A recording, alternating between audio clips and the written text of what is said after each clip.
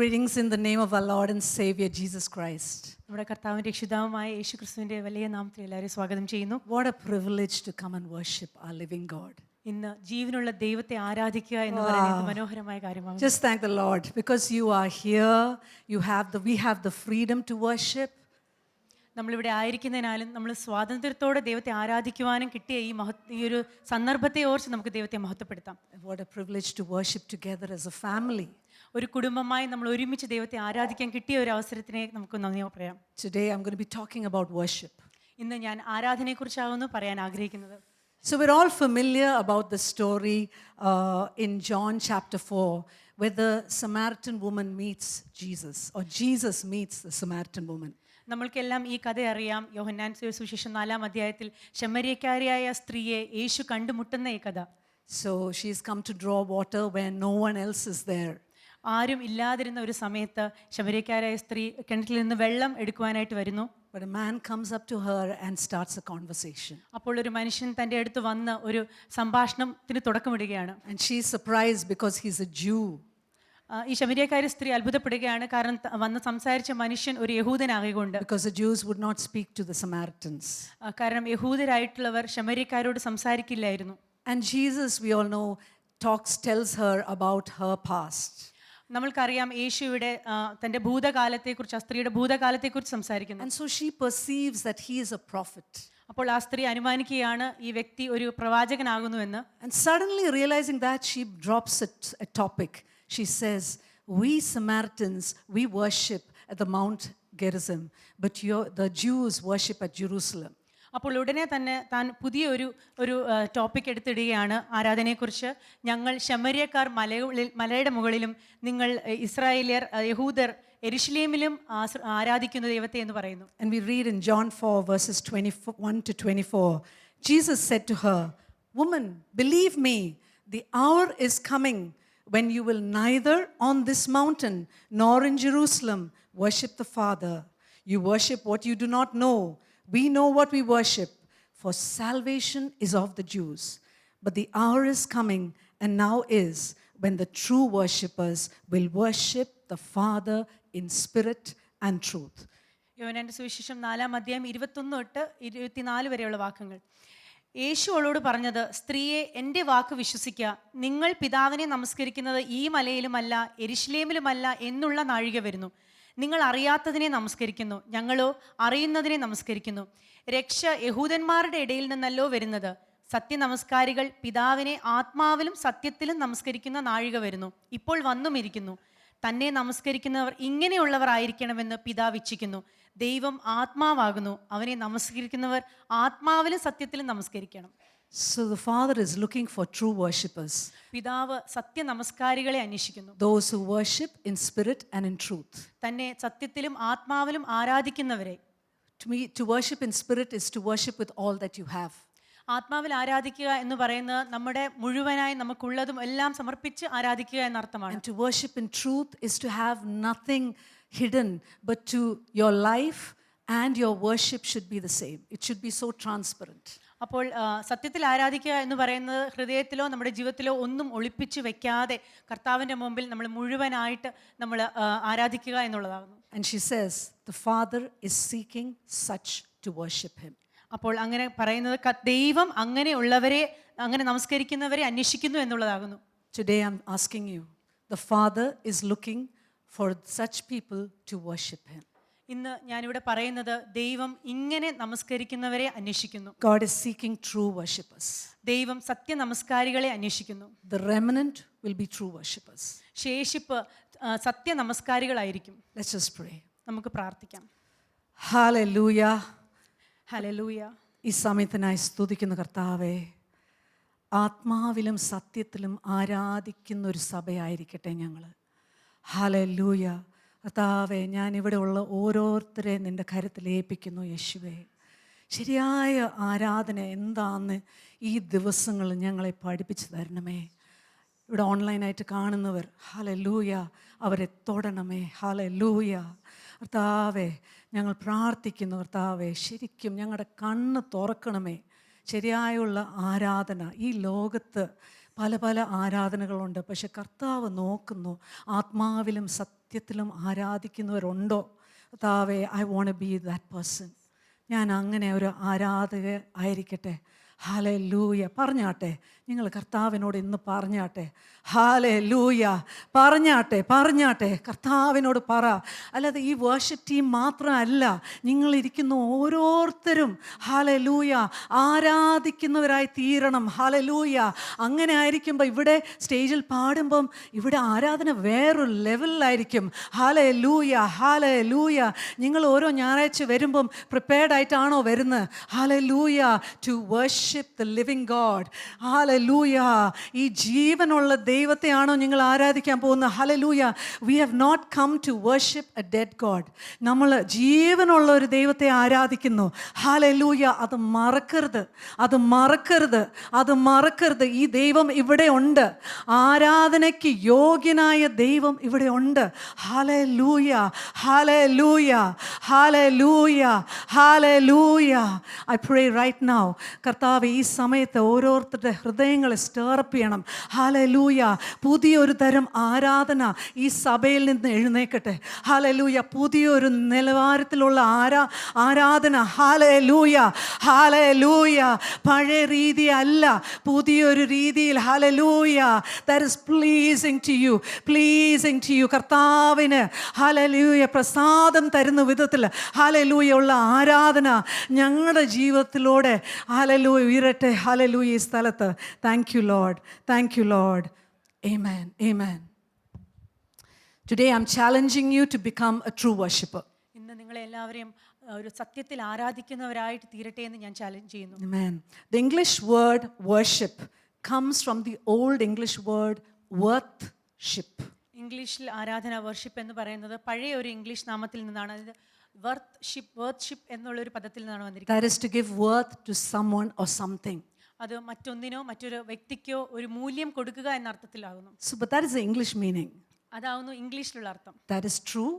അത് സത്യമാകുന്നു. But the words in Greek and Hebrew are slightly different. പക്ഷേ ഗ്രീക്കിലും ഹീബ്രുവിലും ഉള്ള പദങ്ങൾ കുറച്ച് വ്യത്യസ്തമുള്ളതാകുന്നു. The Greek word for worship is proskuneo. Greek പദം, ഈ ആരാധനയുടെ ഗ്രീക്ക് പദം പ്രോസ്കിനിയോ എന്ന പദത്തിൽ നിന്നാണ് വരുന്നത്. It means to kiss the ground when prostrating before a superior.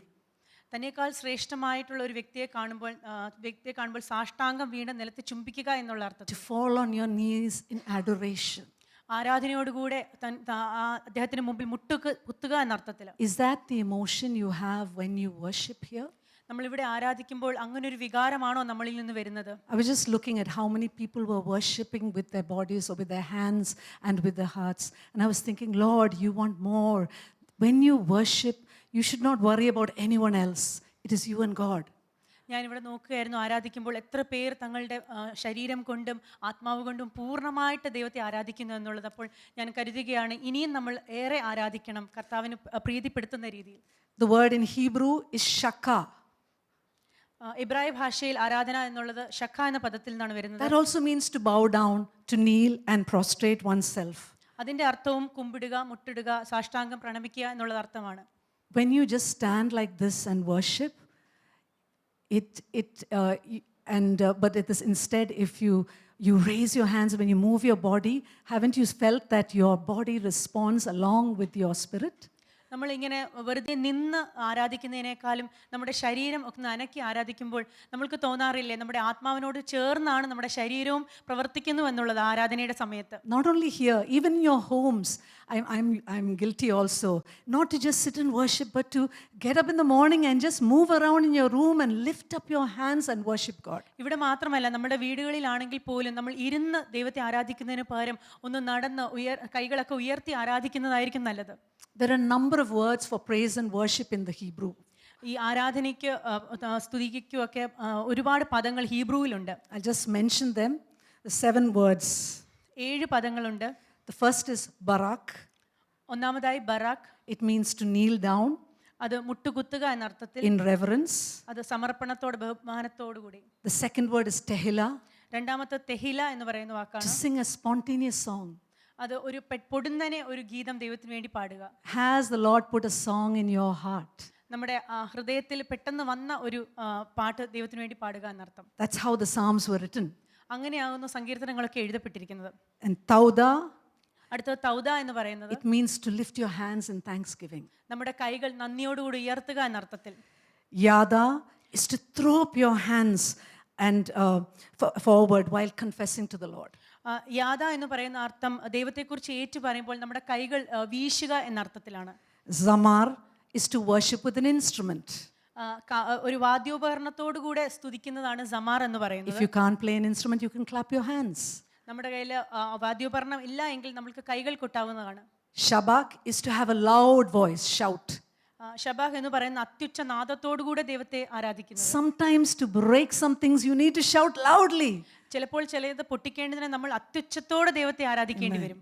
Halal is from the word from that hallelujah comes is to jump, dance and to be loud. Hallelujah എന്ന പദത്തിൽ നിന്ന് വന്ന അടുത്തത് ഹലാൽ എന്നാണ്. അവിടെ ഉയർന്ന് നൃത്തം ചെയ്യുക എന്ന അർത്ഥത്തിൽ. Incredible. Now these are the words for praise and worship in our Bible. ഇതാണ് സ്തുതിയുടെയും ആരാധനയുടെയും പദങ്ങൾ നമ്മുടെ ബൈബിളിൽ രേഖപ്പെടുത്തിയിരിക്കുന്നത്. I think we come short, don't we? നമ്മൾ അത്രയും എത്തിയിട്ടില്ല എന്ന് നമുക്ക് മനസ്സിലാവുന്നു. So let's just start in our personal times to start moving and worshiping God and thanking Him.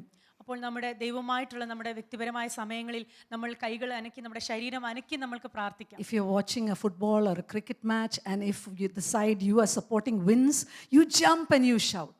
നമ്മളൊരു സ്പോർട്സ് ഒരു ക്രിക്കറ്റോ മാച്ചോ വല്ലതും കാണുകയാണെങ്കിൽ നമ്മൾ സപ്പോർട്ട് ചെയ്യുന്ന ആ ടീം ജയിക്കുമ്പോൾ നമ്മൾ കൈകൾ അണിച്ച് നമ്മൾ ഉയർന്ന് അവരെ പ്രോത്സാഹിപ്പിക്കും. How much more we need to praise and worship the one who has given us the victory. നമ്മൾക്ക് ജയം തന്നിരിക്കുന്ന യേശുക്രിസ്തുവിനെ നമ്മൾക്ക് എത്രയധികം നമ്മുടെ ശരീരം കൊണ്ടും ആത്മാവും കൊണ്ട് ആരാധിക്കാം. We take it for granted, isn't it? നമ്മൾ പലപ്പോഴും അത് മനസ്സിലാക്കാതെയാണ് ഇരിക്കുന്നത്. So let's think of worship the way the Bible says. നമ്മൾക്ക് വേദപുസ്തകം പറയുന്ന രീതിയിൽ നമുക്ക് ആരാധിക്കാം. In his book Real Worship, Warren Wiersbe gives a definition of worship. Real worship എന്ന തന്റെ പുസ്തകത്തിൽ വാരൻ വിസ്ബി ഒരു ആരാധനയെക്കുറിച്ച് പറയുന്നത് ഇങ്ങനെയാകുന്നു. Worship is the believer's response of all that he is, mind, emotions, will and body, to all that God is and says and does. ദൈവം എന്താകുന്നു എന്നും എന്തൊക്കെ ചെയ്യാം എന്നും എന്തൊക്കെ പറയും എന്നുള്ള ഒരു വിശ്വാസിയുടെ പ്രതികരണമാണ്, വിശ്വാസിയുടെ മാനസികമായും ശാരീരികമായും ഇഷ്ടത്താലെയുമുള്ള പ്രതികരണമാണ് ആരാധന എന്നുള്ളത്. So worship is your response to God. ആരാധന എന്ന് പറയുന്നത് ദൈവത്തോടുള്ള നമ്മുടെ പ്രതികരണമാകുന്നു. It is the response that involves your mind, emotions, will and your body. അത് നമ്മുടെ വികാരപരമായും ശാരീരികമായും നമ്മുടെ മാനസികമായും സ്വന്തം ഇഷ്ടത്താലെയും ഉള്ള പ്രതികരണമാകുന്നു. But if you're not conscious of God, your worship will be limited. പക്ഷെ നമ്മൾ ദൈവത്തെക്കുറിച്ച് ബോധമുള്ളവരല്ല എങ്കിൽ നമ്മുടെ ആരാധനയും ചെറുതായി പോകും. Have you seen sometimes in the sides of lakes when there are a lot of coconut trees and there's not enough sun, one of the trees will bend out to get the sun. നമ്മൾ കണ്ടിട്ടുണ്ടോ ഈ അരികിലൊക്കെ ഉള്ള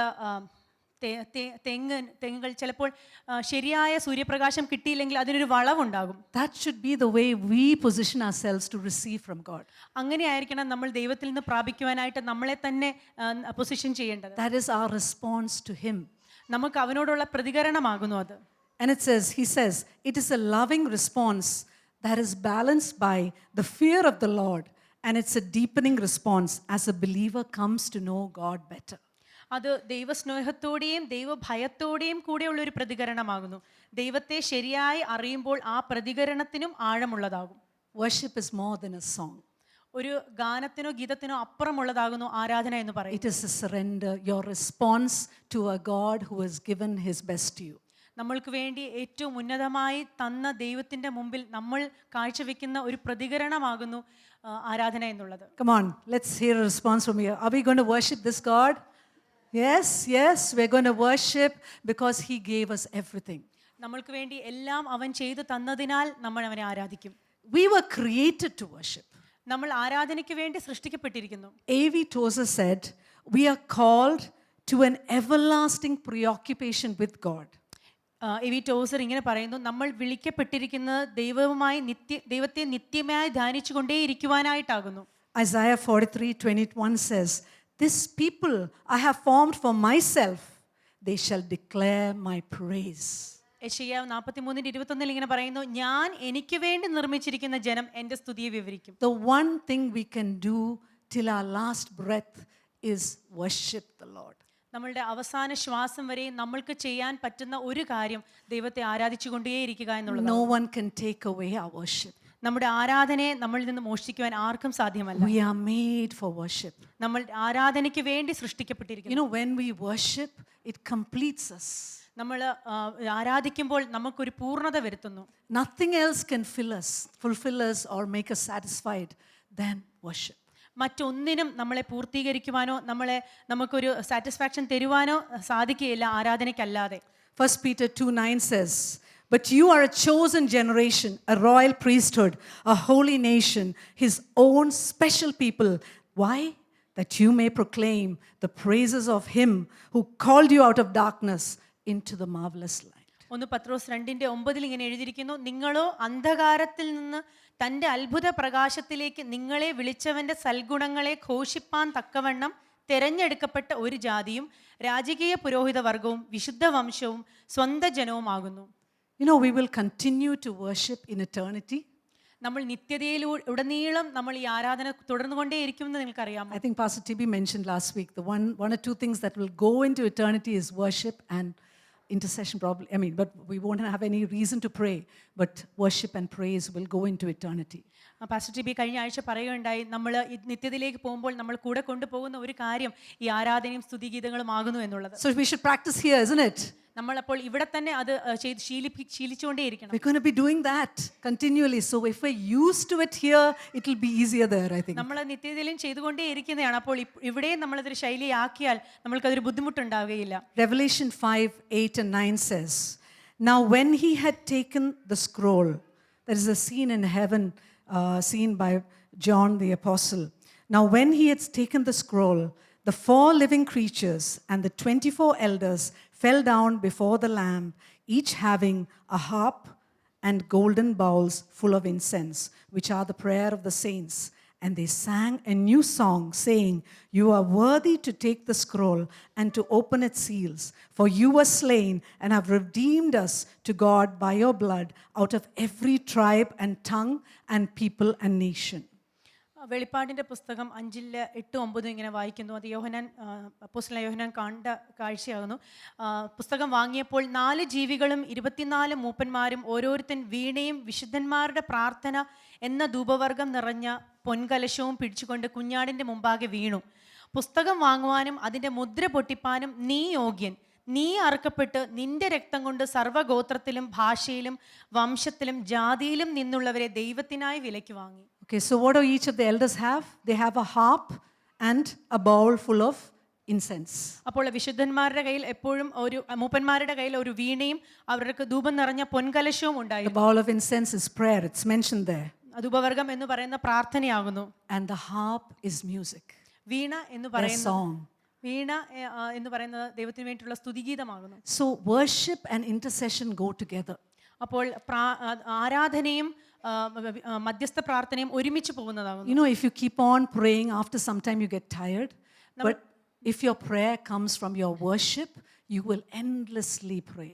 നമ്മൾ പ്രാർത്ഥിച്ചുകൊണ്ടേ ഇരിക്കുമ്പോൾ ചിലപ്പോൾ നമ്മൾക്ക് ക്ഷീണം തോന്നാം. പക്ഷെ നമ്മൾ ആരാധിച്ചുകൊണ്ടാണ് പ്രാർത്ഥിക്കുന്നതെങ്കിൽ നമ്മൾ പ്രാർത്ഥിച്ചുകൊണ്ടേയിരിക്കും. That's why in our morning intercessions we have half an hour of worship followed by prayer, because we know that we have to prepare ourselves with worship to be connected with God, to pray the right prayers. അതുകൊണ്ടാകുന്നു രാവിലെ നടക്കുന്ന പ്രാർത്ഥനയിൽ അരമണിക്കൂർ ആരാധനയാകുന്നു. കാരണം ആരാധിച്ചുകൊണ്ടിരിക്കുമ്പോൾ നമുക്ക് പ്രാർത്ഥന തുടരുവാൻ എളുപ്പമാകുന്നു. So the atmosphere of heaven is filled with worship. സ്വർഗ്ഗത്തിലെ അന്തരീക്ഷം മുഴുവനായിട്ട് ആരാധന കൊണ്ട് നിറഞ്ഞിരിക്കുന്നു. The Lord told us to pray, your kingdom come, your will be done. His kingdom is worship. കർത്താവ് നമ്മളോട് പറഞ്ഞിരിക്കുന്നത് ഇങ്ങനെ പ്രാർത്ഥിക്കാനാണ്, ദൈവരാജ്യം ഭൂമിയിൽ വരും, കർത്താവിന്റെ ഹിതം നടക്കട്ടെ എന്നുള്ളതാകുന്നു. So when the churches worship together, we are bringing his kingdom here. നമ്മൾ ആരാധിച്ചുകൊണ്ടിരിക്കുമ്പോൾ ദൈവരാജ്യത്തെ നമ്മളിവിടെ വിളിച്ചു വരുത്തുകയാണ്. Even 2 people, if we come together and worship, it is enough. Yesterday at revival night, it was just 3 of us, but we worshipped. 2 പേർ മാത്രം ഇവിടെ നിന്ന് പ്രാർത്ഥിച്ചാൽ പോലും അതൊരു വലിയൊരു ശക്തിയാണ്. ഇവിടെ ഇന്നലെ റിവൈവൽ നൈറ്റിൽ ഞങ്ങൾ 3 പേര് മാത്രമാണ് കർത്താവിനെ ആരാധിച്ചുകൊണ്ടിരുന്നത്. There was such a presence of God here. When one or two call out on the name of the Lord, He is there. 2-3 പേർ ദൈവത്തിന്റെ നാമം വിളിച്ചപേക്ഷിച്ച് ആരാധിച്ചാൽ ഇവിടെ ദൈവത്തിന്റെ വലിയൊരു സാന്നിധ്യമായിരുന്നു ഇന്നലെ ഉള്ളത്. We can change the atmosphere of the place with our worship. നമ്മൾ നിൽക്കുന്ന നമ്മളായിരിക്കുന്ന സ്ഥലത്തെ അന്തരീക്ഷം നമ്മൾക്ക് ആരാധനയിലൂടെ മാറ്റുവാൻ കഴിയും. Tell your neighbor, you were made to worship. അയൽവക്കരിക്കുന്ന ആളോട് പറഞ്ഞാട്ടെ, നമ്മൾ ആരാധനയ്ക്കായി വിളിക്കപ്പെട്ടിരിക്കുന്നു. Come on, stronger, sir, louder. Tell your neighbor. ഉറക്കെ പറഞ്ഞാട്ടെ. Yes, you were made for worship. You were made for worship. നമ്മൾ ആരാധനയ്ക്കായി വിളിക്കപ്പെട്ടു. And there's no one who can't do that. ഇവിടെ ആർക്കും അത് ചെയ്യാതിരിക്കാൻ ഇവിടെ പറ്റാത്തതായി ആരുമില്ല. The Lord loves your sound. ദൈവത്തിന് നമ്മുടെ ശബ്ദം ഇഷ്ടമാകുന്നു. So many of us fool ourselves saying that we can't sing, so we don't know how David's song was. Probably he didn't have tune. നമ്മളിൽ പലരും പറയും എനിക്ക് പാട്ട് പാടാനൊന്നും അറിയില്ല, കഴിവില്ല എന്നുള്ളത്. പക്ഷെ നമ്മളിൽ ആർക്കും അറിയില്ല ദാവീദിന് ഒരു ട്യൂൺ പോലും ഉണ്ടായിരുന്നു. We don't know. We're not sure. There are many who would probably write the psalms, but they may not have known music well. But God is pleased with your true worship. പക്ഷെ ദൈവത്തിന് നമ്മുടെ സത്യമായ ഹൃദയത്തിൽ നിന്ന് ആത്മാവിൽ നിന്ന് വരുന്ന ആരാധനയിലാണ് പ്രീതിപ്പെടുത്തുന്നത്. So there is a battle for worship here. ഇവിടെ ആരാധനയ്ക്കായിട്ട് ഒരു യുദ്ധമുണ്ട്. If we don't give God our worship, we will worship something else. നമ്മൾ ദൈവത്തിന് നമ്മുടെ ആരാധന കൊടുത്തില്ല എങ്കിൽ നമ്മൾ മറ്റു പലതിനെയും ആരാധിച്ചെന്നിരിക്കും. And it may not be something bad. അത് വളരെ മോശമായിട്ടുള്ള കാര്യമൊന്നും ആയിരിക്കില്ല. It may be just the routine, taking care of your home, cleaning everything, spending only all your time over in the worldly things. Then that will take away our worship. ചിലപ്പോൾ ആ ആരാധന എന്ന് പറയുന്നത് നമ്മൾ നമ്മുടെ വീടിൻ്റെ കാര്യങ്ങൾ നോക്കി അതിൽ മുഴുകിയിരിക്കുക, അല്ലെങ്കിൽ ലൗകികമായ കാര്യങ്ങളിൽ മുഴുകിയിരിക്കുക എന്നുള്ളതൊക്കെ ആയിരിക്കും. പക്ഷെ നമ്മുടെ ദൈവത്തിനോടുള്ള ആരാധന അത് കവർന്നെടുക്കും. But it's so important to worship, and the enemy tries to tell us it's okay even if you don't. Like we feel that it's not important, but our worship is the most important thing we can offer the Lord. പക്ഷെ മറ്റുള്ള കാര്യങ്ങളിൽ നമ്മൾ ഒഴുകിയിരിക്കുമ്പോൾ ശത്രു നമ്മളോട് പറയും അതൊന്നും കുഴപ്പമില്ല എന്നുള്ളത്. പക്ഷേ ഏറ്റവും പ്രഥമമായ കാര്യം ദൈവത്തെ ആരാധിക്കുക എന്നുള്ളതാകുന്നു. Lucifer fell because he wanted the worship. ആരാധനയ്ക്ക് വേണ്ടി കാംക്ഷിച്ചത് കൊണ്ടാണ് ലൂസിഫർ താഴെ വീണത്. We know how he tempted Jesus. One of the temptations was regarding worship. യേശുവിനെ സാത്താൻ പ്രലോഭിപ്പിച്ചത് ഒരു കാര്യം ആരാധനയെക്കുറിച്ചുള്ളതായിരുന്നു. Matthew 4 verses 8 to 10 says, "Again the devil taketh him up into an exceeding high mountain, and sheweth him all the kingdoms of the world and the glory of them, and said unto him, All these things will I give thee, if thou wilt fall down and worship me. Then saith Jesus unto him, Get thee hence, Satan, for it is written, Thou shalt worship the Lord thy God, and him only shalt thou serve." മത്തായിയുടെ സുവിശേഷം 4:8-10 വരെ. പിന്നെ പിശാച് അവനെ ഏറ്റവും ഉയർന്നൊരു മലമേൽ കൂട്ടിക്കൊണ്ടുപോയി ലോകത്തിലുള്ള സകല രാജ്യങ്ങളെയും അവയുടെ മഹത്വത്തെയും കാണിച്ചു. വീണ് എന്നെ നമസ്കരിച്ചാൽ ഇതൊക്കെയും നിനക്ക് തരാമെന്ന് അവനോട് പറഞ്ഞു. യേശു അവനോട്, സാത്താനെ, എന്നെ വിട്ടുപോ, നിന്റെ ദൈവമായ കർത്താവിനെ നമസ്കരിച്ച് അവനെ മാത്രമേ ആരാധിക്കാവൂ എന്ന് എഴുതിയിരിക്കുന്നുവല്ലോ എന്ന് പറഞ്ഞു. Satan had the audacity to try and tempt Jesus. യേശുവിനെ പ്രലോഭിപ്പിക്കാനുള്ള ശ്രമം പോലും നടത്താനുള്ള ഒരു കഴിവും ഒരു തുടക്കവും സാത്താനിൽ നിന്നുണ്ടായി. So you understand the battle that is there. അപ്പോൾ ആരാധനയുടെ മേലുള്ള ഒരു യുദ്ധം നമുക്ക് മനസ്സിലാകും. The enemy wants to deceive us and say that it's okay, you're going to church every Sunday, you're giving your tithes, that's enough. സാത്താൻ നമ്മളെ കളിപ്പിച്ചുകൊണ്ടേയിരിക്കും. നമ്മുടെ ഉള്ളിൽ ഈ ചിന്തയിട്ടിട്ട് നിങ്ങൾ എല്ലാ ആഴ്ചയും പള്ളിയിൽ പോകുന്നുണ്ടല്ലോ, നിങ്ങൾ ദശാംശം കൊടുക്കുന്നുണ്ടല്ലോ, അത് മതി എന്നുള്ള ചിന്തയിട്ടിട്ട്. But the Lord wants your worship. പക്ഷേ ദൈവത്തിന് നമ്മുടെ ആരാധന വേണം. Hallelujah. Don't give your worship to anything else. നിങ്ങളുടെ ആരാധന മറ്റൊന്നിനും നിങ്ങൾ കൊടുക്കരുത് ദൈവത്തിനല്ലാതെ. How do we develop a lifestyle of worship? എങ്ങനെയാണ് ആരാധനയെ നമുക്കൊരു ജീവിതശൈലിയാക്കി മാറ്റുവാൻ കഴിയുന്നത്?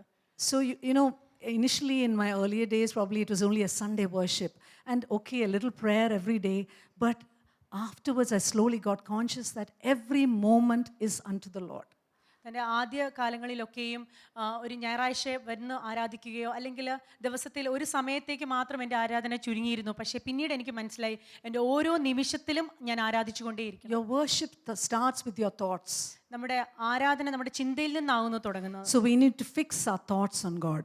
നമ്മുടെ ചിന്ത ദൈവത്തിലേക്ക് നമ്മൾ ശ്രദ്ധ മാറ്റിക്കൊണ്ടിരിക്കും. And you have to intentionally fix your mind on the things of God. നമ്മൾ മനഃപൂർവ്വമായിട്ട് നമ്മുടെ ചിന്തകളൊക്കെ ദൈവത്തിലേക്ക് കേന്ദ്രീകരിച്ചുകൊണ്ടിരിക്കണം.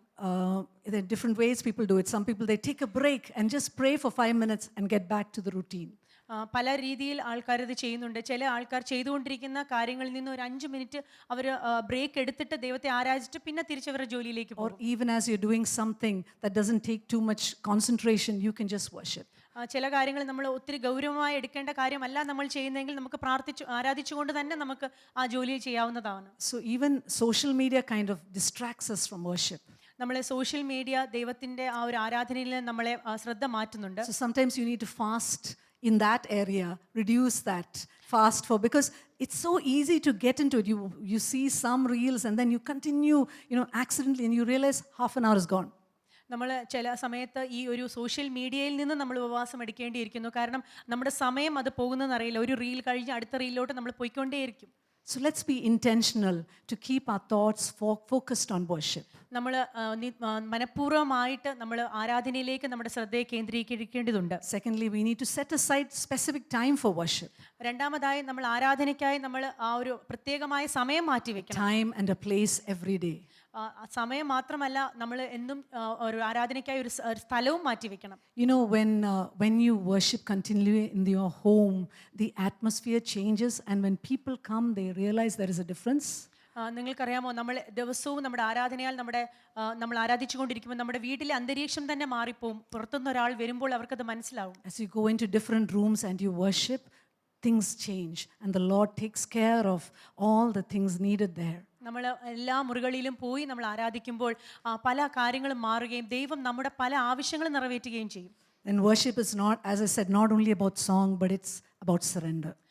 ആരാധന എന്ന് പറയുന്നത് ഗീതം കൊണ്ട് മാത്രമല്ല, അത് നമ്മൾ താഴ്മയായി സമർപ്പിക്കുന്നതിൻ്റെയും കൂടെയാണ്. All that we have and all that we are should be laid down as we worship. നമ്മളെ മുഴുവനായും നമുക്ക് ഉള്ളതിനെ മുഴുവനായും ദൈവത്തിന്റെ മുമ്പിൽ നമ്മൾ സമർപ്പിച്ച് ആരാധിക്കും. Romans 12:1 says, "Therefore I urge you, brothers and sisters, by the mercies of God, to present your bodies as a living and holy sacrifice, acceptable to God, which is your spiritual service of worship." റോമർക്ക് എഴുതിയ ലേഖനം 12:1 ഇങ്ങനെ വായിക്കുന്നു, സഹോദരന്മാരെ, ഞാൻ ദൈവത്തിൻ്റെ മനസ്സലിവ് ഓർപ്പിച്ച് നിങ്ങളെ പ്രബോധിപ്പിക്കുന്നത്, നിങ്ങൾ ബുദ്ധിയുള്ള ആരാധനയായി നിങ്ങളുടെ ശരീരങ്ങളെ ജീവനും വിശുദ്ധിയും ദൈവത്തിന് പ്രസാദവുമുള്ള യാഗമായി സമർപ്പിപ്പിൻ.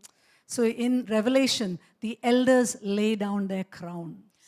വെളിപ്പാട് പുസ്തകത്തിൽ നമ്മൾ കാണുന്നു, മൂപ്പന്മാർ തങ്ങളുടെ കിരീടങ്ങളെ സിംഹാസനത്തിന് മുമ്പിൽ ഇടുന്നതായിട്ട്. When you come to worship God, lay down everything. നമ്മൾ ദൈവത്തിന്റെ മുമ്പിൽ ആരാധനയ്ക്കായി നമ്മൾ വരുമ്പോൾ നമ്മുടെ സകലതും ദൈവത്തിന്റെ മുമ്പിൽ അങ്ങനെ lay down the victories, lay down your gifts, everything before him, that he may receive the worship. നമ്മുടെ ജയങ്ങളും നമ്മൾക്ക് ഉള്ള അച്ചീവ്മെന്റ്സ് എല്ലാം ദൈവത്തിന്റെ മുമ്പിൽ നമ്മൾ ഇടണം നമ്മൾ ആരാധിക്കുമ്പോൾ. Amen. That is true worship. അതാകുന്നു സത്യമായ ആരാധന എന്നുള്ളത്. So what happens when we worship? നമ്മൾ ആരാധിക്കുമ്പോൾ എന്താണ് സംഭവിക്കുന്നത്? Worship enthrones God. ആരാധന ദൈവത്തിനെ സിംഹാസനത്തിനാക്കുന്നു. Psalm 22:3 says, "But you are holy, enthroned in the praises of Israel." സങ്കീർത്തനം 22:3 വായിക്കുന്നു, ഇസ്രായേലിന്റെ സ്തുതികളിൽ മേൽ വസിക്കുന്നവനെ നീ പരിശുദ്ധനാകുന്നുവല്ലോ.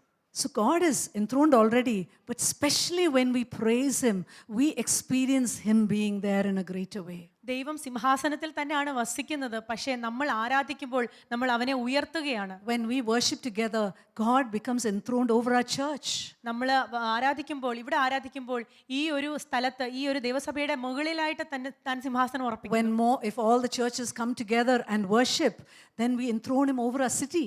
നമ്മൾ ഈ സിറ്റിയിലുള്ള എല്ലാ സഭകളും ഒരുമിച്ച് വന്ന് പ്രാർത്ഥിക്കുമ്പോൾ ഈ സിറ്റിയുടെ മുകളിലായിട്ടാണ് ദൈവം സ്ഥാനം ഉറപ്പിക്കുന്നത്. In that verse, there is a Japanese translation, and it says, "When God's people praise him, he brings a big chair and sits there."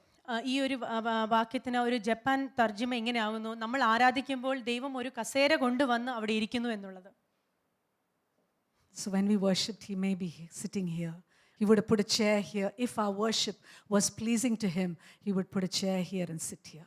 അപ്പോൾ നമ്മുടെ ആരാധന ദൈവത്തിന് പ്രസാദകരമായിരുന്നു എങ്കിൽ ദൈവം ഇവിടെ ഒരു കസേര കൊണ്ടുവന്ന് ഇരുന്ന് കാണണം. Anyway, he is here, but he is really, as we raise up a greater amount of worship, he will be seated. As soon as you step in, you will know that he is here. അവൻ ഇവിടെ ഉണ്ട് എന്നുള്ളത് സത്യമാണ്. പക്ഷേ നമ്മൾ പ്രാർത്ഥിക്കുമ്പോൾ, നമ്മൾ ആരാധിക്കുമ്പോൾ അതിൽ പ്രീതിപ്പെട്ട കർത്താവ് ഇവിടെ ഒരു കസേര കൊണ്ടുവന്നിരിക്കും. Secondly, worship is the easiest way to encounter God. നമ്മൾ ദൈവത്തിനെ കണ്ടുമുട്ടുന്ന ഏറ്റവും എളുപ്പമുള്ള വഴി ആരാധനയിലൂടെയാണ്. We shouldn't, be satisfied with the first encounter we had. We need continuous encounters with God. നമ്മൾ ആദ്യമായി ദൈവത്തെ കണ്ടുമുട്ടിയ അനുഭവം കൊണ്ട് നമ്മൾ തൃപ്തിപ്പെടാതെ നമ്മൾ ദിനംപ്രതി നമ്മൾ ആ കണ്ടുമുട്ടലിൽ തുടർന്നുകൊണ്ടേയിരിക്കണം. Sometimes when I worship, there's no words. After that, the presence of God. ചില സമയത്ത് നമ്മൾ ആരാധിക്കുമ്പോൾ നമുക്ക് വാക്കുകളൊന്നും പറയാനുണ്ടാവില്ല. നമ്മൾ ദൈവസാന്നിധ്യം അനുഭവിച്ചുകൊണ്ടേയിരിക്കുമായിരിക്കും. Because your heart softens to a point that you know that He is there. നമ്മുടെ ഹൃദയം വളരെ എളിമപ്പെട്ടിരിക്കും. നമുക്കറിയാം ദൈവം നമ്മുടെ അടുത്തുണ്ട് എന്നുള്ളത്. Psalms 46 verse 10 says, "Be still and know that I am God. I will be exalted among the nations. I will be exalted in the earth." സങ്കീർത്തനം 46:10 ഇങ്ങനെ വായിക്കുന്നു, മിണ്ടാതിരുന്ന് ഞാൻ ദൈവമെന്ന് അറിഞ്ഞുകൊള്ളുവിൻ, ഞാൻ ജാതികളുടെ ഇടയിൽ ഉന്നതനാകും, ഞാൻ ഭൂമിയിൽ ഉന്നതനാകും. As we worship and still ourselves sometimes in the presence of God, the Lord will move. നമ്മൾ ആരാധിച്ചുകൊണ്ടിരിക്കുമ്പോൾ, നമ്മൾ ദൈവത്തിൻ്റെ സന്നിധിയിൽ ആരാധിച്ചുകൊണ്ടിരിക്കുമ്പോൾ ദൈവം ചില കാര്യങ്ങൾ ചലിപ്പിക്കാൻ തുടങ്ങും. So we said worship enthrones God, worship helps us to encounter God. നമ്മൾ ആരാധന ദൈവത്തിനെ സ്തുതികളുടെ മേൽ വസിക്കുമാറാക്കുന്നു. അതുപോലെ നമ്മൾ ദൈവത്തെ കണ്ടുമുട്ടുവാൻ ആരാധന സഹായിക്കുന്നു. Worship enlarges our view of God. അതുപോലെ കർത്താവിനെ, ദൈവത്തെക്കുറിച്ചുള്ള നമ്മുടെ വീക്ഷണത്തെ വലുതായി കാണിക്കുവാൻ ആരാധന സഹായിക്കും. Psalm 34:3 says, "Oh, magnify the Lord with me and let us exalt His name together." സങ്കീർത്തനം 34:3 വായിക്കുന്നു, എന്നോട് ചേർന്ന് യഹോവയെ മഹിമപ്പെടുത്തുവിൻ, നാം ഒന്നിച്ച് അവന്റെ നാമത്തെ ഉയർത്തുക. Worship makes our problems feel so small, isn't it? ആരാധന നമ്മുടെ പ്രശ്നത്തെ വളരെ ചെറുതാക്കി കാണിക്കും. When I've been traveling a bit and I travel and I see the beauty of what God has created, I'm thinking, this is the God who is, so real to me. And I'm so grateful. I think my worship increases and I think He can solve all my problems. ഞാൻ അടുത്തിടെ യാത്രയൊക്കെ ചെയ്തുകൊണ്ടിരുന്നപ്പോൾ ഞാൻ ദൈവത്തിൻ്റെ വലിയ സൃഷ്ടിയെ കണ്ടപ്പോൾ ഞാൻ ആലോചിക്കുകയായിരുന്നു, ഇത്രയും സൃഷ്ടികളൊക്കെ നടത്തി സൃഷ്ടിച്ച വലിയ ദൈവമാകുന്നു, ആ ദൈവത്തെയാണ് ഞാൻ ആരാധിക്കേണ്ടത്. Amen. Amen. The problems feel small. നമ്മുടെ ഉള്ളിൽ നമ്മുടെ പ്രശ്നങ്ങളെല്ലാം വളരെ ചെറുതായിട്ട് മാറും ആരാധിക്കുമ്പോൾ. Amen. So let's I just want to pray for a moment. ഒരു നിമിഷം നമുക്ക് പ്രാർത്ഥിക്കാം. ഇവിടെ ആർക്കെങ്കിലും എന്തെങ്കിലും പ്രശ്നങ്ങളായിട്ട് വന്നിട്ടുണ്ടെങ്കിൽ, ഹല്ലേലൂയ, ചില വിഷയങ്ങളുടെ മേൽ ഉണ്ടെങ്കിൽ റൈറ്റ് നൗ അത് കർത്താവിൻ്റെ മുമ്പാകെ വെച്ചാട്ടെ. നമ്മളിന്ന് ആരാധിച്ചപ്പം എനിക്കറിയാം അവിടെ വിടുതൽ സംഭവിച്ചു. Hallelujah, hallelujah. സ്തുതിക്കുന്ന കർത്താവിനോട് പറഞ്ഞാട്ടെ നിങ്ങളുടെ വിഷയം. Just give it to the Lord, keep it at his feet. കർത്താവിൻ്റെ പാദത്ത് വയ്ക്കുക നിങ്ങളുടെ പ്രശ്നം. ഹല്ലേലൂയ. ആ ഭാരം കൊണ്ട് ഇവിടുന്ന് പോകരുത്, തിരിച്ചു പോകരുത്. ഇപ്പം തന്നെ എന്താ പ്രശ്നം, സാമ്പത്തിക പ്രശ്നമാണോ, രോഗമാണോ, എന്തായാലും നമ്മുടെ കർത്താവ് ഹല്ലേലൂയ ഇവിടെ ഉണ്ട്. ദൈവം വലിയവൻ, ദൈവം വലിയവൻ. Hallelujah, hallelujah. റബോ റബ ശിഖദറാബോര കശീരാരാര ശുബരി ഖതീര ബോര കശീര ബോര ഖതീര ബറബ ബാബാ ബാബാ ഓര ഖതീര ബോര കശീര ബറബ റബ. This God calms the storm. Hallelujah. കൊടുങ്കാറ്റുകളെ ശമിപ്പിക്കുന്ന ദൈവമാകുന്നു. അങ്ങനെ ഒരു ദൈവത്തിലാണ് നമ്മൾ വിശ്വസിക്കുന്നത്. The God who calms the storm. Hallelujah. ആ ദൈവമാണ് ഇവിടെ ഉള്ളത്. എന്ത് പ്രശ്നമായാലും, എന്ത് മലയാ നിങ്ങളുടെ മുമ്പാകെ നിൽക്കുന്ന, അത് നിങ്ങൾ കൽപ്പിച്ചാട്ടെ. Because the God you worship is backing you. Hallelujah, hallelujah, hallelujah. കർത്താവിനെ സ്തുതിച്ചാട്ടെ. ജസ്റ്റ് പ്രേസ്, സ്തുതിച്ചാട്ടെ ഇവിടെ. ഹല്ലേലൂയ. എനിക്കറിയാം നിങ്ങൾ സ്തുതിക്കുമ്പം അവിടെ ആ ബ്രേക്ക് ത്രൂ സംഭവിക്കും. Hallelujah, hallelujah. എനിക്ക് പലരും അവരുടെ കുടുംബത്തിലുള്ളവർക്ക് വേണ്ടി പ്രാർത്ഥിക്കുന്നു. വിശ്വാസത്തിൽ വരാത്തവർ ഈ ദിവസം നമുക്ക് ഒരുമിച്ച് സഭയായിട്ട് പ്രാർത്ഥിക്കാം. ഹല്ലേലൂയ. കർത്താവേ, ഹല്ലേലൂയ. ഞങ്ങളുടെ കുടുംബങ്ങൾ നിന്നെ അറിയാത്ത ഒത്തിരി പേരുണ്ട്. We just pray right now. ഇപ്പം പ്രാർത്ഥിക്കുന്നു. ഈ ദിവസങ്ങളിൽ രക്ഷയുടെ ഹല്ലേലൂയ സന്ദേശം അവരുടെ ഹൃദയത്തിൽ ആഴത്തിൽ ചെല്ലട്ടെ. ഹല്ലേലൂയ. സ്തുതിക്കുന്നു, സ്തുതിക്കുന്നു, സ്തുതിക്കുന്നു. Oh, we praise you. We worship you. Worship you, Lord. Worship you, Lord. Hallelujah. Oh, shira borika shiraba.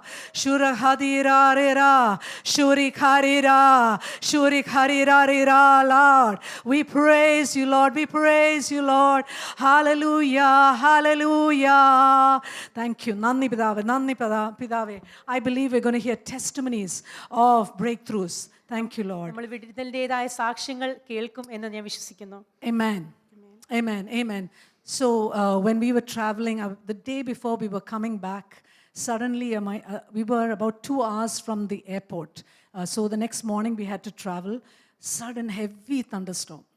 ഞങ്ങൾ ഇവിടോട്ട് തിരിച്ച് യാത്ര വരുന്നതിന് 2 ദിവസങ്ങൾക്ക് മുമ്പ് ഞങ്ങൾ എയർപോർട്ടിലോട്ട് പോകുന്ന സമയത്ത് വലിയ ഒരു ഇടിമുഴക്കമുണ്ടായി. Thunderstorm. വലിയ കൊടുങ്കാറ്റും അങ്ങനെയുള്ള For സംഭവങ്ങളുണ്ടായി. hours, continuous rain, and so there was alerts that many of the roads may be blocked. ശക്തമായ മഴ കാരണം പല റോഡുകളും ബ്ലോക്കായി. So suddenly I was thinking, oh, how are we going to go back? ഞങ്ങൾ വിചാരിക്കുന്നു എങ്ങനെ ഞങ്ങൾ തിരിച്ചു പോകുമെന്നൊരു അങ്കലാപ്പുണ്ടായി. We just stood up together and praised the God and said, storm, be quiet. ഞങ്ങൾ അവിടെ നിന്ന് കർത്താവിനെ ആരാധിച്ചുകൊണ്ട് പറഞ്ഞു, കൊടുങ്കാറ്റിനെ ഞങ്ങൾ ശ്വാസിക്കാൻ തുടങ്ങി. The next minute, the storm stopped. ആ നിമിഷം തന്നെ ഈ കൊടുങ്കാറ്റെല്ലാം ശമിച്ചു. That is the God we worship. നമ്മൾ അങ്ങനെ ഒരു ദൈവത്തെയാവും നമ്മൾ ആരാധിക്കുന്ന ദൈവം. Hallelujah. He is not small. ചെറിയ ദൈവം അല്ല. നമ്മൾ ആരാധിക്കുന്ന ദൈവം ചെറിയ ദൈവമല്ല. നിങ്ങളുടെ വായിൽ നിന്ന് വരണം. I was thinking, ഞാൻ പ്രാർത്ഥിച്ചില്ലായിരുന്നെങ്കിൽ ചിലപ്പോൾ ആ സ്റ്റോം കണ്ടിന്യൂ ചെയ്തേനെ. But I took that authority.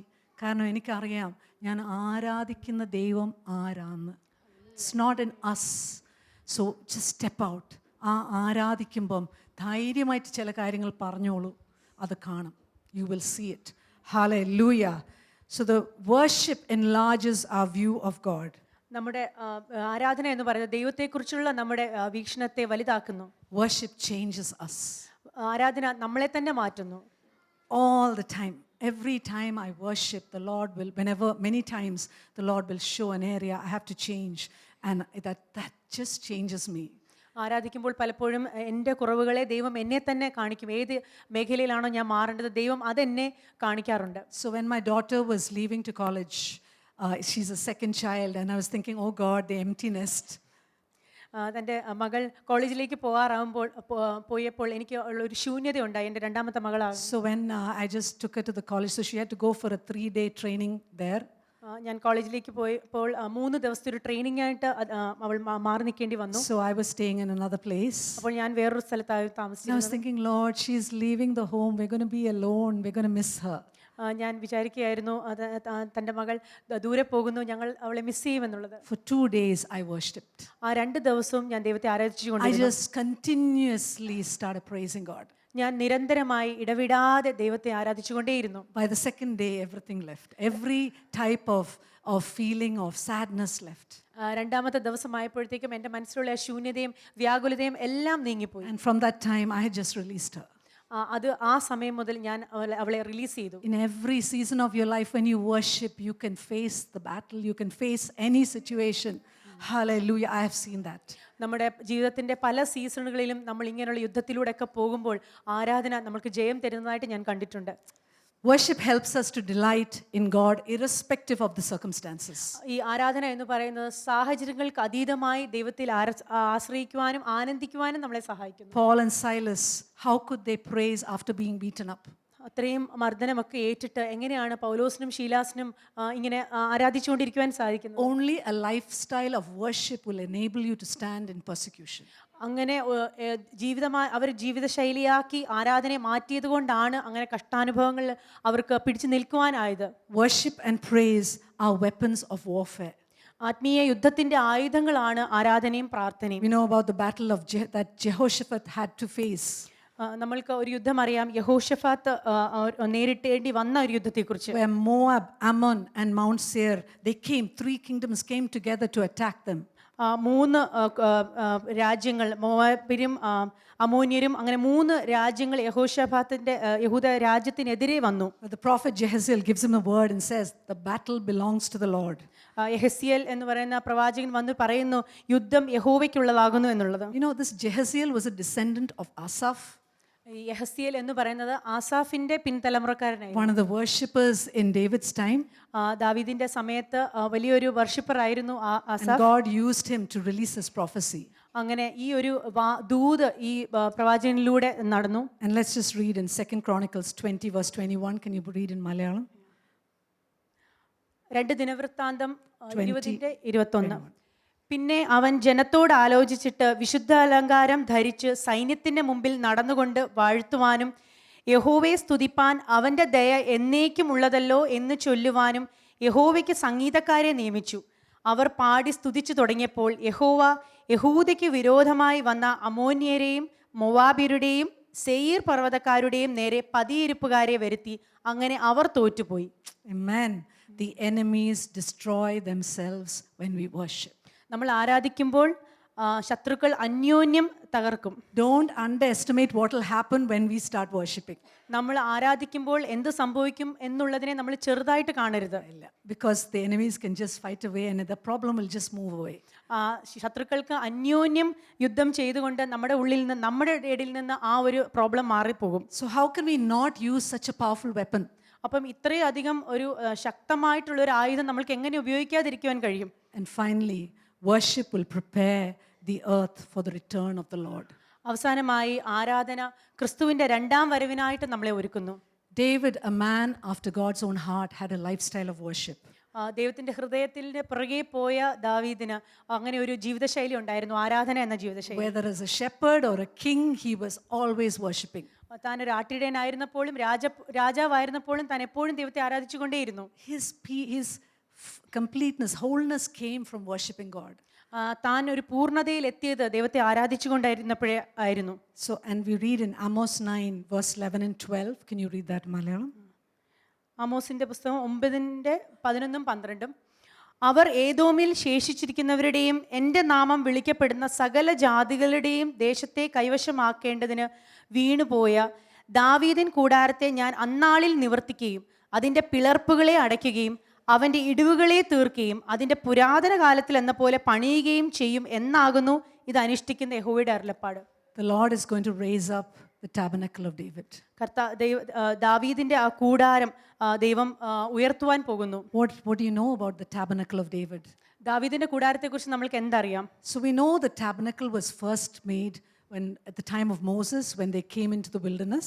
നമ്മൾക്കറിയാം അവർ ഈ ഒരു വിൽഡർനെസ്സിലൂടെ മരുഭൂയാത്രയിലൂടെ പോയപ്പോൾ മോശയാകുന്നു ഈ കൂടാരം, സമാഗമന കൂടാരം ആദ്യം ഉണ്ടാക്കിയത്. And the ark was inside it. അതിനകത്ത് യഹോവയുടെ നിയമപ്പെട്ടകം ഉണ്ടായിരുന്നു. But during the time of Eli the priest, the ark was taken by the Philistines. പക്ഷേ ഏലി എന്ന ഒരു പുരോഹിതന്റെ സമയത്ത് ഈ നിയമപ്പെട്ടകം ഫിലിസ്തീർ എടുത്തുകൊണ്ടുപോയി. And later on it was brought to the house of Abinadab and then later on Obed-edom. അതിനുശേഷം ഈ ഒരു പെട്ടകം അബിനാദാബിന്റെ വീട്ടിലും പിന്നെ അത് കഴിഞ്ഞിട്ട് ഒബേദെദോമിന്റെ വീട്ടിലും ഉണ്ടായി. So the ark was in a house, but then the tabernacle of Moses was in Gibeon. ഈ നിയമപ്പെട്ടകം ഈ വീടുകളിലായിരുന്നു, പക്ഷേ കൂടാരം എന്ന് പറയുന്നത് ഗിദിയോനിലായിരുന്നു. So the tabernacle is actually the place where the ark should be.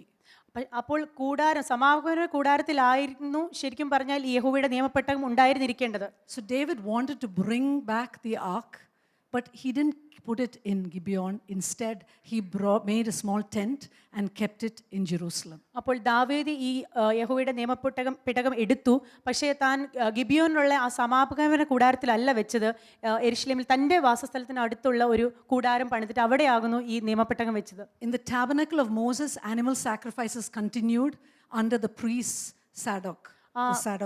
ഗിബിയോനിലുള്ള സമാഗമന കൂടാരത്തിൽ ഈ യാഗങ്ങളെല്ലാം കഴിക്കുന്നുണ്ടായിരുന്നു ഈ സദോക്ക് എന്ന് പറയുന്ന പുരോഹിതന്റെ നേതൃത്വത്തിൽ. But the ark of the covenant, which was closer by, there were just musicians under the leadership of Asaph, and 4,000 musicians were kept there to praise and worship God day and night. പക്ഷേ തൻ്റെ വാസസ്ഥലത്തിന് അടുത്തിരുന്ന കൂടാരത്തിലായിരുന്നു ഈ നിയമപ്പെട്ടകം വെച്ചിരുന്നത്.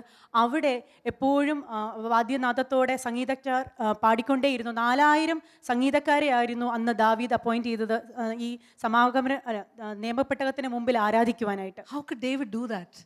ദാവീദിന് ഇത് എങ്ങനെ ചെയ്യാൻ കഴിയും? David was the one who always wanted to minister to the Lord. He probably wanted it close to him so that he could go and minister and worship the Lord.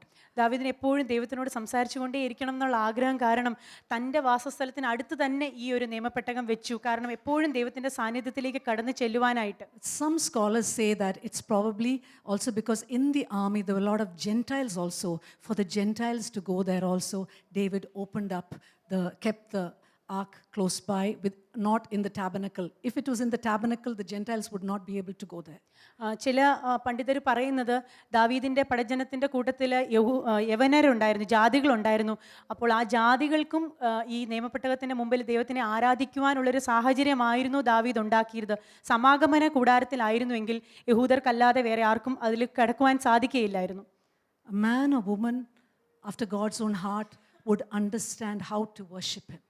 ഒരു സ്ത്രീക്കോ പുരുഷനോ ദൈവത്തിൻ്റെ അടുത്ത് നിൽക്കുന്നവർക്ക് ദൈവത്തിനെ എങ്ങനെ ആരാധിക്കണം എന്നറിയാം. And we see in the book of Acts at the Jerusalem Council, നമ്മൾ അപ്പോസ്തല പ്രവർത്തികളുടെ പുസ്തകത്തിൽ അവിടെ ഒരു കൗൺസിൽ, ഒരു ദൈവസഭ യെരുശലേമിൽ നടന്നിരുന്നു. This was because to decide how the Gentiles, what all traditions they should follow as they come into the faith.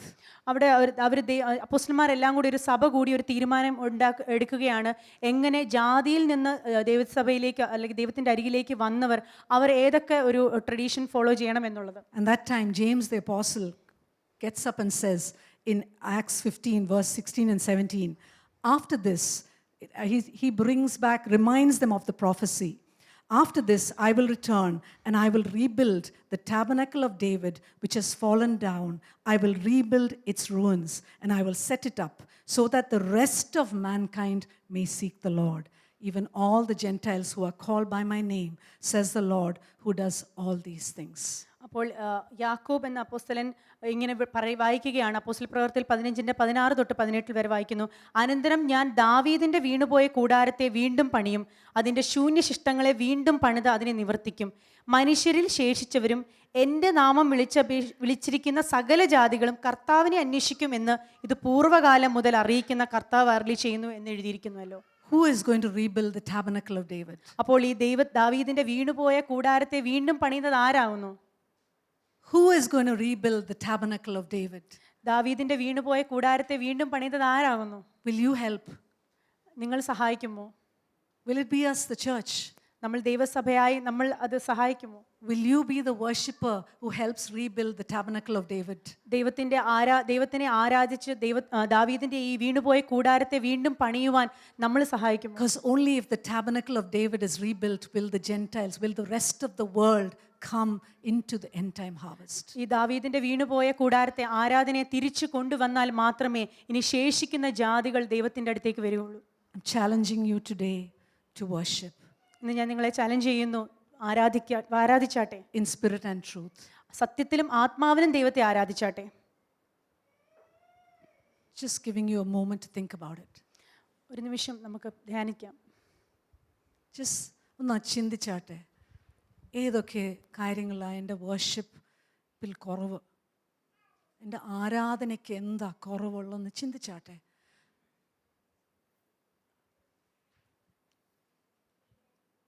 ഒരു മെസ്സേജ് കേട്ടിട്ട് പോകാനല്ല ഞാൻ ഇന്ന് സംസാരിച്ചത്. നമ്മുടെ ഓരോരുത്തരുടെ ജീവിതത്തിൽ ഒരു വ്യത്യാസം വരാനാണ്. ഐ പ്രേ, ഞാൻ പ്രാർത്ഥിക്കുന്നു ഇന്ന് ഈ സഭയുടെ ആരാധന അടുത്ത ലെവലിലേക്ക് വരാൻ. ഈ സഭയുടെ ആരാധന നമ്മുടെ വേർഷിപ്പ് ടീം ആശ്രയിച്ചല്ല ഇരിക്കുന്നത്. നിങ്ങൾ ഓരോരുത്തർ എങ്ങനെ ദൈവം ആരാധിക്കുന്നു അതനുസരിച്ചായിരിക്കുന്നത്. ഹല്ലേലൂയ.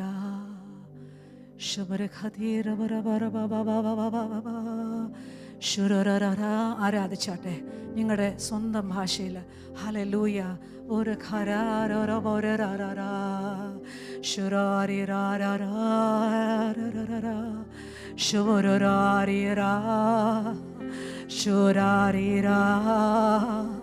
ഓരാരൂരാ ഓരാരാരാ ശൂരാപുരാ. ആത്മാവിലും സത്യത്തിലും ആരാധിക്കുന്നവരായി തീരട്ടെ. ഹല്ലേലൂയാ. ശൂരാരിരാ ശൂരാപുര. കർത്താവിനോട് പറഞ്ഞാട്ടെ, ഈ ദിവസങ്ങളിൽ എൻ്റെ ആരാധന മാറാൻ പോകുന്നു. ഹല്ലേലൂയാ. ശൂരാ ശൂരാപുരരാ ഉരഹദീരപുരാ രൂരാ ശൂരോരാ ലുരാരായേരാ. Oh, hallelujah. Oh, take our worship, Lord. Hallelujah. നമ്മൾ വർഷിപ്പ് ടീം ആരാധിക്കാൻ പോകും. നമുക്കൊന്ന് എല്ലാവർക്കും എഴുന്നേറ്റ് കർത്താവിന് നമ്മുടെ ആരാധന പൂർണ്ണമായിട്ട് കൊടുക്കാം. ഹല്ലേലൂയ. അങ്ങേക്കു തുല്യനായ ആരുമില്ല, നീയല്ലാതെ വേറെ ദൈവമില്ല. കൈ ഉയർത്തി ആരാധിച്ചാട്ടെ. നിൻ മുൻപിൽ മാത്രം ഞാൻ ദൈവത്തിന്റെ മുമ്പാകെയാണ് നമ്മൾ ആരാധിക്കുന്നത്. നീയാണെൻ ദൈവം.